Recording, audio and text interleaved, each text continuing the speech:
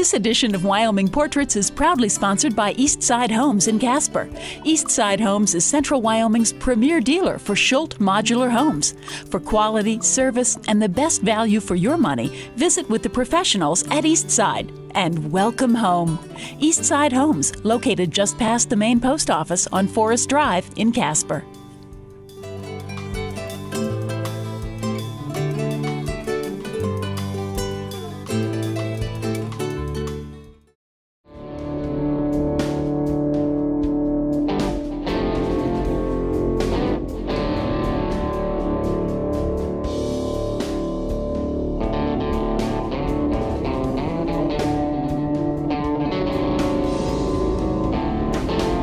Everybody has a writer in them. It's just a question of there's also an editor in them who usually strangles the writer to death before the writer gets a chance to get anything down on paper. And I actually had built my ranch. I built my ranch. I poured the concrete. I stacked the logs. I did it all right there in Ucross, where I'd come down out of Montana and delivered some horses and discovered that part of Wyoming and just fell in love with it. It's right there where Clear and Piney Creeks run in together at the base of the Bighorn Mountains, and we euphemistically refer to it as the crown jewel of the UCLA area, Ucross, Claremont, Leiter, and Arvada, where if you combine all those towns together, I think you probably come up with about 300 people. But it's a nice place to work like that. And so I'd sat down and I got started with the idea of writing this book, and I'd run out of excuses. And the other, number two reason that you start writing a book is you come up with an idea, a story that you think maybe no one else has done before.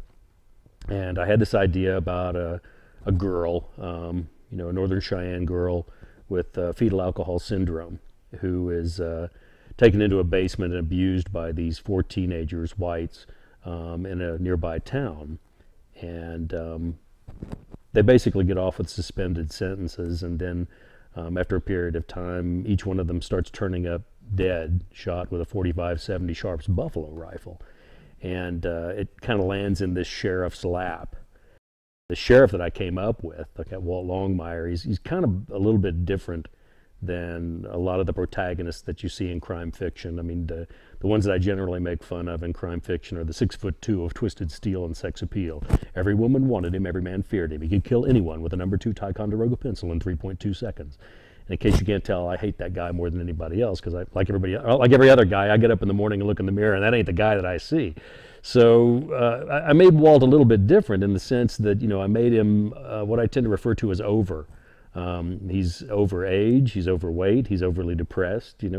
He's dealing with a lot of the things I think that all of us are dealing with, but he still gets up in the morning and still attempts to try and do the job. And so I sat down and I started working on that first novel, The Cold Dish, and I wrote the first 2 chapters of it, and they were terrible. They were really, really bad. And so I remember looking at them and thinking, okay, well, God, what's wrong with these chapters? Why is this as bad as it is? And so I thought, what the problem is you don't know enough about sheriffing to write this book. There's not enough detail. So I thought, well, as anybody knows, the best way to get information is that situation where you go and just ask people questions. I mean, you could do research like that, but primary research material is always the best if you can go find somebody to talk to. Well, the fortunate thing is there are 23 sheriffs in Wyoming, and so one was only about 20 miles away from where I live. So I drove into Buffalo, the county seat of Johnson County.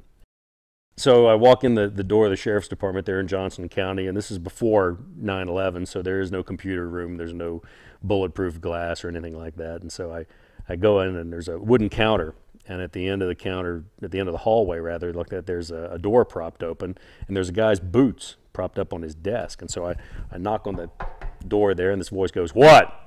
And I said, "Hey, Sheriff, could I talk to you for a minute?" And this guy comes out. His name was Larry Kirkpatrick, and he was the sheriff of Johnson County. And he comes out, and I'm looking at him, and I'm kind of sizing him up, trying to get an idea about, who he is, what he's like, and trying to get a gauge on his age, too, because I didn't want a 6-week wonder. I wanted a guy who had done the job before, like that, and had some, some seasoning in him, I guess. And so I said, "Hey, my name's Craig Johnson. I've got a little ranch out near Ucross, and I'm, writing this novel about a Wyoming sheriff, and I was wondering if you would be willing to kind of help me out on that." And so he said, "Well, come on back in my office." And so I walked back into his office, sat down, and I looked around, and there were bookshelves in his office, and I can tell you that, in the last 10 years with the success of the books and the TV show and everything, I've been fortunate enough to be in a lot of sheriff's offices, and not all of them have bookshelves in their offices. So it was kind of nice. I figured I had the right guy. And so I sat down and I told him what I was doing, and he said, I've never done anything like that before, so I don't know how much help I'm going to be to you.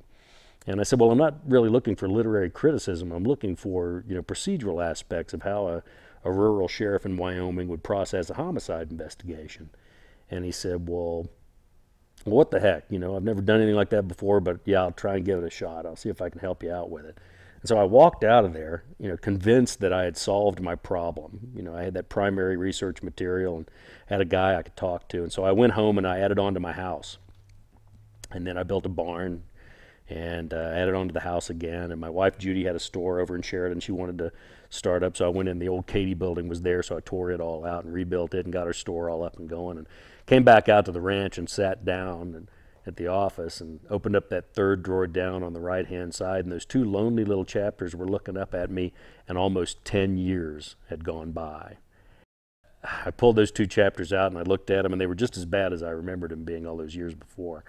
And so I thought, you're going to have to go in and you're going to have to talk to the sheriff again. It's going to be really embarrassing. And I knew he was still a sheriff because I'd voted for him 3 times. And so I thought, well, you're going to have to, work up your nerve. And so I hadn't worked up my nerve. I actually went into town to put gas in my truck. So I was there at the Texaco station. And I was putting diesel in my truck. And as I'm standing there, this cruiser pulls in on the other side of the pump island and stops. And this guy gets out, and he's got his hat on. And he's got his Ray-Ban sunglasses. And he gets out of his car and he leans against his car and he turns around and he looks at me, and and it gives me this look, and the look kind of says, "What did I arrest you for, and when was it?"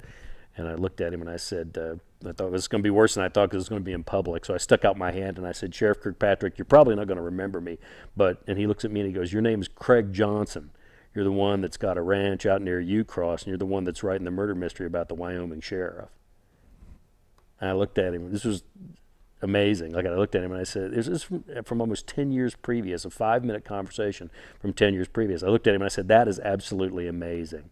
And he pauses for a second and he looks off in the distance and he goes, "Yeah, yep. If you don't mind me saying so, this book's going kind of slow."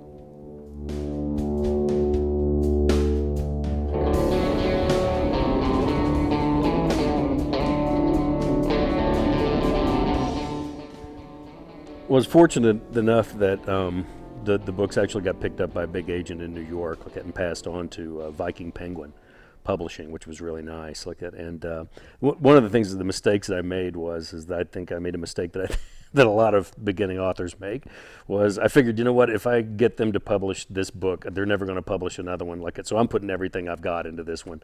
And so by the time I finished it, I think the cold dish, the rough draft for it, was close to 650 pages long. It was like War and Peace in Absaroka County was what it was like. And so whenever I gave it to the agent, they took a look at it and they said, if I have to deliver this in a wheelbarrow, it's probably not going to get published. And so I cut it down. I cut like about 250 pages out of the cold dish, taking a lot of material out. I met with Catherine Court, who was the president of Penguin USA, and I remember she had the ARC, the advanced reader copy of the cold dish, sitting on the table between us, and she said, "We would like some more of these." And that's when I said, well, I'm happy to write you guys some more books. And she goes, "I don't think you understand. We'd like some more of these. We think these characters, this place, it has a lot that people are going to like. And we think there are more stories that these characters have to tell. And we think that you should think about opening this up and maybe doing it as a series." And I, with the knowledge of not even having had one book published, started arguing with the president of Penguin USA, going, "I don't think that's a really good idea. I don't think that'll work. But I've got a couple of other ideas I want to bounce off of you." She said, why don't you go back to your ranch and think about this?" And so I did. I went back to the ranch and I sat there, in the kitchen table, and I thought about it, and I thought, okay, well, do these characters have other stories to tell? Do the voices that are in these books, in this one particular book, do they have more stories to tell? And I remember thinking about all those hundreds of pages of material that I'd taken out of that book, and I thought, yeah, they probably do. And that's how I got started, writing the Walt Longmire mystery series. And I guess I'm on the 10th book now. And we've been on the New York Times bestsellers list, and had an awful lot of nice things happen to us. It's turned out probably to surpass all of my dreams about what it is that I could possibly accomplish as an author. I think when I wrote that first book, the only thing I was really concerned about was selling enough copies to be able to continue being an author, so that I could continue to write books. But it's kind of gone further than that.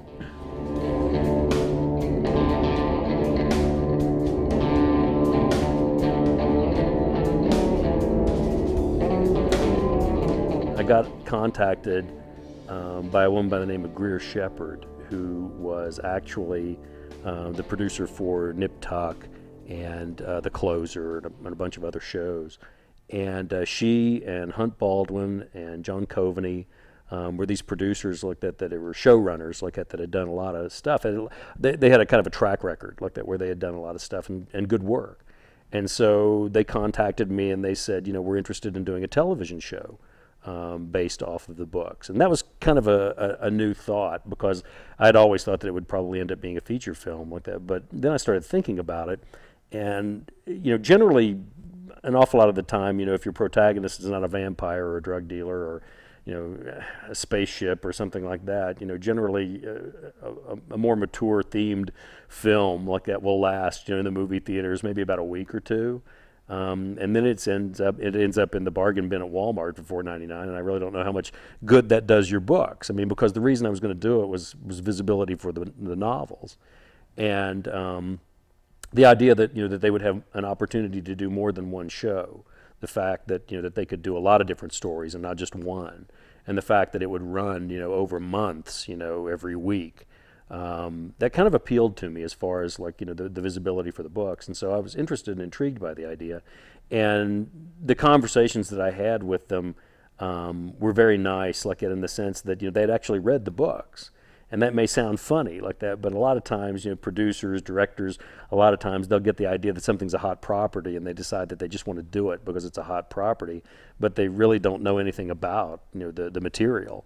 And so it was interesting to me to see just how knowledgeable the producers and directors were on Longmire. They'd all read the books. They'd read all of them. And so we started talking about the ideas and how we were thinking about doing it as a television show. And I was just very impressed with what it is that they came up with. And so I signed on with Warner. Warner Brothers decided to go ahead and do it. And they were going to do a pilot episode. And I worked closely, with the directors and the producers, developing the idea for the pilot. And then it actually got picked up. It got picked up by A&E. And it was a little bit of a surprise, and something that they normally hadn't done very much of. They hadn't done all that many scripted dramas before. And so it was an opportunity to do a show that was going to be a little bit different from the things that had been done before. First of all, that being that it was a Western. And we really hadn't seen any Westerns in a very long time. The other thing, it was a contemporary Western, so it was something a little bit different, from anything that had been done before.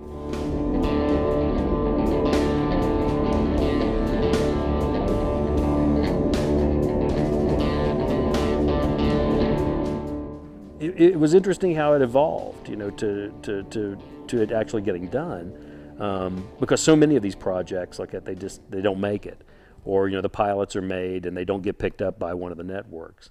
And I guess probably the shocker of it all was how closely they had me involved, the script with them like that. And then I knew they were really serious about keeping me kind of involved as a creative consultant on the show.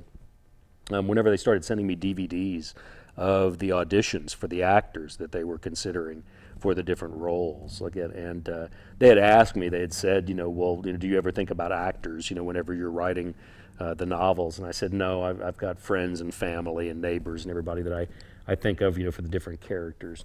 And then they said, well, if you were to think of any actors, which ones, do you think of? And I said, well, I think of guys like Gary Cooper and Joel McCrea and Ben Johnson. And they said that was absolutely no help whatsoever, because all those guys had been dead for 30 years. And so what they did was they started sending me DVDs. They started sending me packets of DVDs from Warner. And the hinge pin, of course, was Walt Longmire. They had to find the sheriff. And the sheriff, he's a little bit different from a lot of the stuff that you see out there like that. So they had to find the right guy, a guy that's, broken in but not broken down like that, and a guy that looks like the kind of guy that you would want to sit down and have a beer with. but also a guy that's got the wheels turning. You know, something behind him. You know, he might be a little bit smarter than everybody suspects. It was kind of tricky to try and find, you know, that right guy. And I remember, you know, whenever they sent me the DVDs, like we'd had a conversation. One of the questions they had was, they said, "Why is Walt as big as he is?" You know, because in the books, Walt's like 6'5" and weighs about 260 some pounds. He was a defensive lineman, you know, rather offensive lineman for USC. He was a Marine investigator in Vietnam, and he's just a big guy. Like, and they said, "Why is he as big as he is?" And I said, "Well, it's kind of, you know, an occupational hazard, you know, with Wyoming sheriffs. You know, we've got counties that are, you know, as big as Maryland, and so, you know, you don't have a lot of backup, you don't have a lot of technology involved, so you pretty much are on your own. And, you know, it kind of is handy, you know, to be a big guy." And I made the joke. I said, "It really doesn't matter anyway, because everybody in Hollywood's 5'4". Well, they didn't think that was very funny at all. And anyway, whenever they sent me the DVD with Robert Taylor, and I remember pulling out the DVD, it was like the last one in the whole big packet. And so I pull it out and I look at the DVD, and it says Robert Taylor. And the only thing I could think was, well, I guess they took my advice after all, like that they're going to try and, you know, bring Robert Taylor back. And I know they're doing amazing things with CGI, but I don't think this is going to work out. And so I looked at it like that, and I took the DVD out and turned it over like that. And the producers had written me a little note on the bottom that said, "He's 6'4", nah, nah, nah, nah, nah." And so I took the DVD and I put it in like that. And this guy comes on, and there were a couple of things that I really liked about him right off the bat. First of all, he had mileage on him. You know, he looked like a guy that had spent the majority of his life out of doors. Which Robert Taylor had. Like that, he'd worked as an oil rig worker, like that he'd worked, you know, at sea. You know, he'd done a lot of different things, you know, before he came to acting. And I'm a firm believer that that helps, you know, to inform, you know, the kind of performance that you're going to put out, whether you're an actor or a writer or, you know, it doesn't matter. But I remember looking at him and thinking, you know, he just looks like a sheriff. You know, he's got a relaxed kind of quality to him. He looks good like that. And my wife probably had the best statement on that. She looks at me and she goes, "He moves like a Westerner." And I was like, yeah, he does. Like, and in the audition, Walt's going into a woman's house. It's actually in the pilot episode, and he goes into this woman's house, and it's a notification of death is what it is. He's telling her that her husband is dead and that he's not going to be coming home. Now, he's never met this woman before. He's never been in her home before, but he did the one thing that none of the other actors did. He took off his hat. And I was like, that's our guy. We don't have to teach him basic civility like that. He actually, you know, his mother did the job like that. And so I was really pleased with Robert Taylor at that point. But about that time, that's when my wife, Judy, was sitting over at the kitchen table. And she said, "Oh, my." And I turned around and I looked at her like that. And she goes, "He's handsome." And I'm looking at the TV and I'm looking at her. And she goes, "He's kind of like a TV version of you, only taller and better looking with a better voice." So at that point, I decided I didn't like Robert Taylor all that much. So. One of the questions I get asked a lot of times, like that, is you know, being a resident of Wyoming, like that, and writing a series of books and a television show that's, you know, based in Wyoming, is that people always ask, why is it filmed in New Mexico? And to be honest with you, there was a big runoff like that where they were looking at a lot of different locations for different places. Like one of the things I did was I did about 3,000 photographs of the area around, you know, Johnson, Sheridan County, and up in the Bighorn Mountains and out in the Powder River section and all of that, and sent those down to them so they could get an idea like that. And we're kind of, you know, hoping that like they would consider, you know, Wyoming as, you know, as a potential, you know, for filming the television. The problem with that is there are a lot of problems, logistical problems like that to deal with whenever you're doing a TV show. A TV show is a little bit different from a feature film. You know, most feature films, you can go into a location and shoot for about a week and then you're gone. Whereas with a TV show, they're constantly in production for like, you know, 5 to 6 months. And it's kind of like maneuvers of the Eighth Army. It's like a whole city, you know, coming into an area. And, you know, some of the things that you really have to have an infrastructure for that type of work. You have to have crews that can do the specific type of labor that's involved. You have to have, you know, sets. You know, you have to have sound stages in which to build a lot of the interiors and sets, and they have to be able to be there for like 5 to 6 months. Just about every single Western movie and certainly television show that you've seen like that has been filmed in and around Santa Fe area.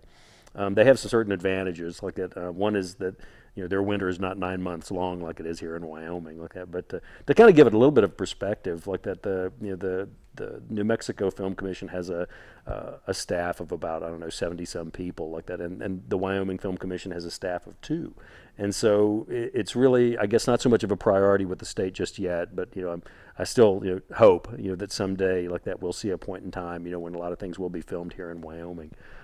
It's been kind of wonderful because we actually go down there. We were down there for the entire filming of the pilot, like that, and we actually do go down for about a week every year, to just see what's going on, and it's nice, because all the actors and the production crew like that, and the producers and directors and everybody, they like the books, like that, and so I go down and I do a little signing there on the set for everybody, and it's been a unique experience, very different from what I thought it would be like. I hear a lot of the horror stories from a lot of other authors about the way that they've been treated by Hollywood, and I don't know, I think it has to do with the people that you're working with. If you're working with good people, then they treat you with respect, and I've been extraordinarily fortunate along those lines.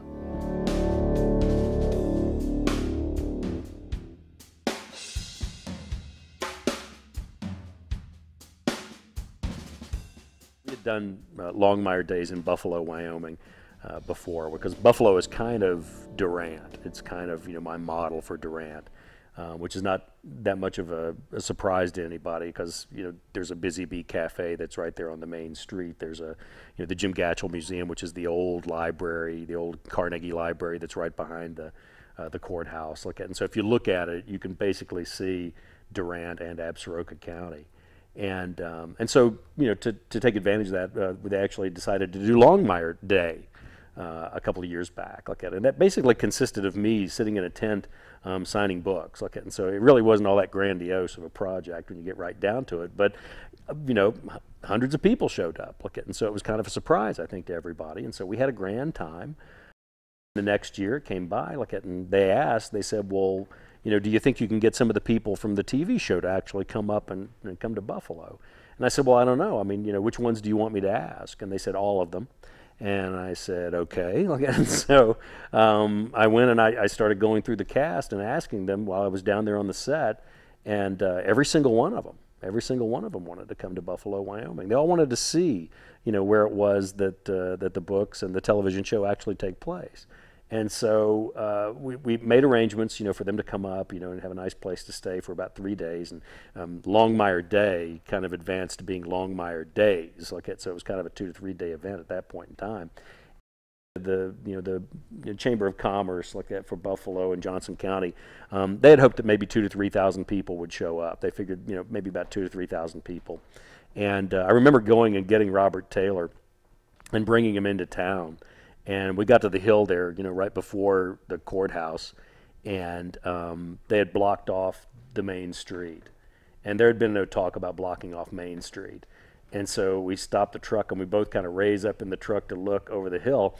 And, in Buffalo, you can see the whole main street down below. Well, it was wall-to-wall people. It was just people as far as the eye could see.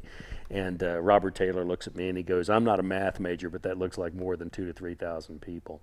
As it turned out, 10,000 people showed up. And that was with only 2 months' notice last year. So I'm kind of afraid to find out how many people are going to show up, with a full year of advance time for getting there. There's not a day that goes by that people don't write and say, oh, yeah, I live in Jacksonville, Florida. We're coming to Longmire Days in Wyoming. And so it's been an interesting thing to see how it's kind of evolved. But they had a really wonderful time. And they had such a wonderful time and went back talking about it that now all the producers and directors and crew people all want to come to Longmire Days too. And so it appears as though it's an ongoing affair.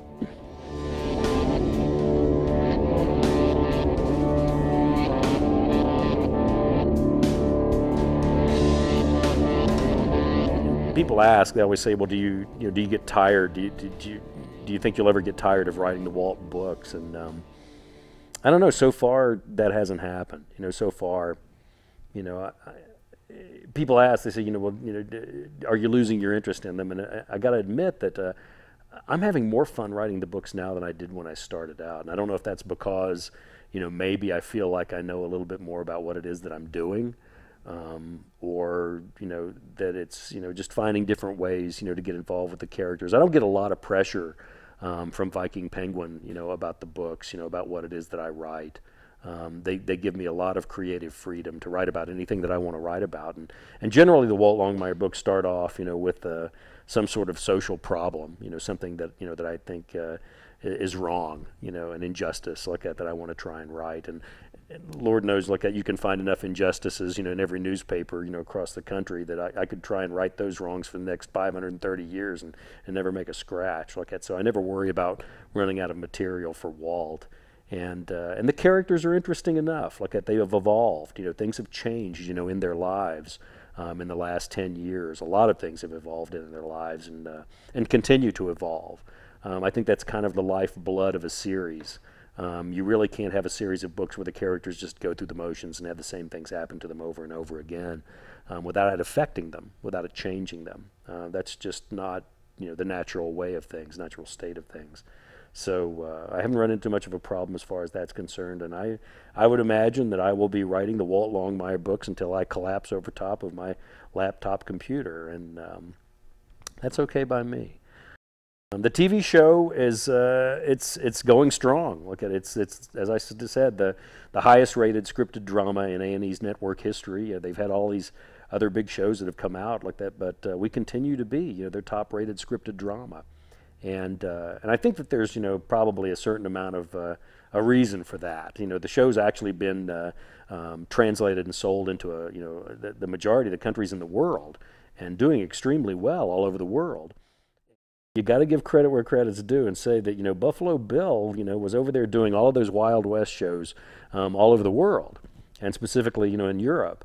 And I think he was responsible for kind of implanting the idea of the epic romantic American West into the human psyche, all over the world. I've always thought of Walt as being kind of the living embodiment of that Roy Rogers, Gene Autry type of character, a character that, is a good guy. He's decent. He's good. He has a code, that he lives by. And I think that, what's happened is that, people are surprised by a character like that nowadays.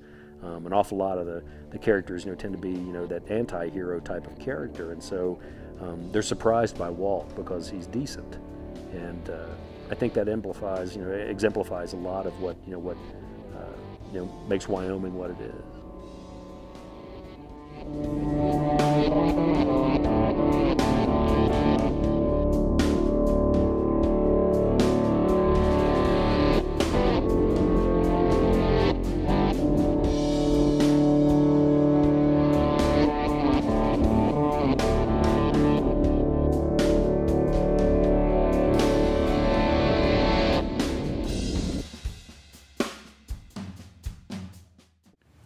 To purchase a copy of this or any of our shows, please visit our website at www.wyoportraits.com.